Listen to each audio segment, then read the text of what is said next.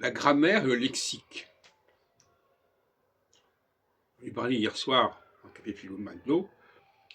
La grammaire, c'est une matrice qui peut s'adapter et s'appliquer à des lexiques extrêmement divers.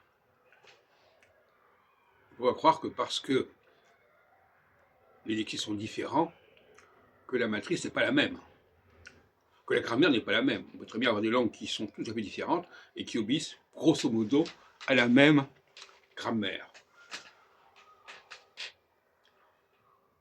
À ce sujet, donc, par exemple, la linguistique comparée est intéressante, est importante.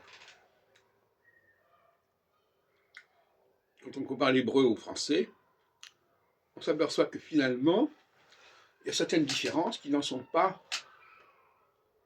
si évidentes que cela et si frappantes que ça. Par exemple, l'hébreu, mais on pourrait dire aussi l'arabe, utilise un préfixe pour marquer le futur et un suffixe pour marquer le passé. Et dans les deux cas, d'ailleurs, c'est inspiré du pronom personnel, Anna, Anta, voilà. Mais dans le cas du français, nous avons le verbe avoir, qui sert à la fois pour former le passé et pour former le futur. J'ai mangé, je mangerai.